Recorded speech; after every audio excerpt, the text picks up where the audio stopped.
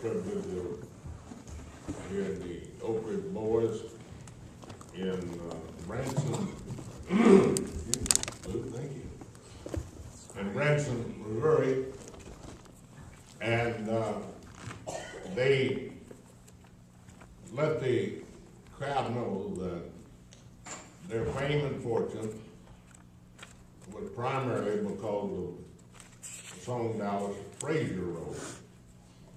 And a lot of folks don't remember, but the Oak Ridge Boys sang here in our church, and Dallas Frazier played piano here in our church. One night when Dallas was at the top of his career, he had written some of Elvis Presley's top songs, and he called me one night and he said, "Would you meet me over at the church?"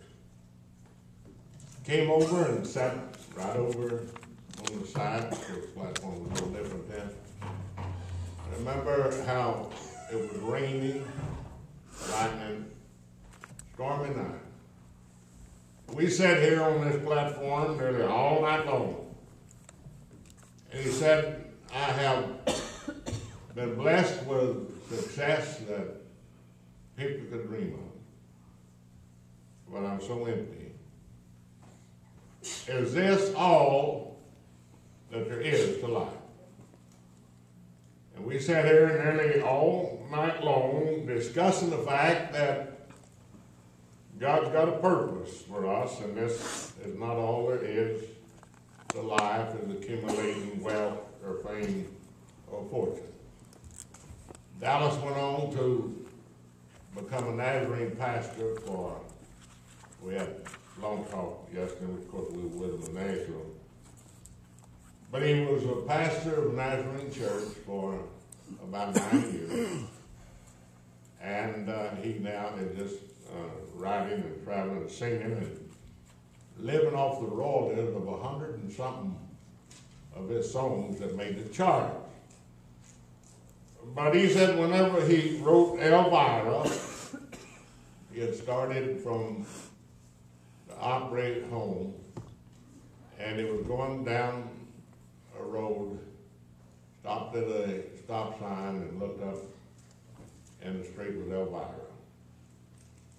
So that not only, the Oak Ridge Boys said that not only made them world famous, and it's a song you still hear today, but Dallas said in Mike's funeral about how that he came to this church as a young boy, and he went on to meet his heavenly reward at a young age of 54 years of age. I want to talk with you this morning about communing with God. There are a lot of people on television and in the newspaper talking about the generation or the decade that we're now entered into, how that it's going to be the last decade, and some of them are belligerently saying that God showed me and told me what to say. How do we commune with God?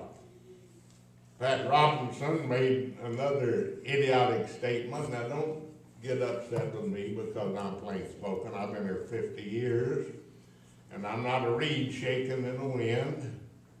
Amen. I am an individual that would tell you what I think even sometimes before I think it.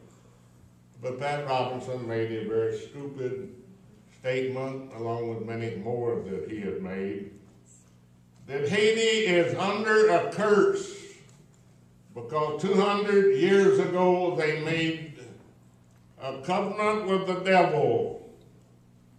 Now Haiti in Port-au-Prince is an island that has suffered greatly over 200 years of independence. Whenever he talked about them making a covenant with the devil, he's talking about voodoo. Now, I've been in many, many islands, especially Brazil, when I was preaching there, and they took me over in the interior, and I watched the dance of Diabolus. as they went through their voodoo dancing. And whenever people say that God showed me something or God told me something, you have to take it with a grain of salt because they're lying. Hebrews, the first chapter, 1 through 14.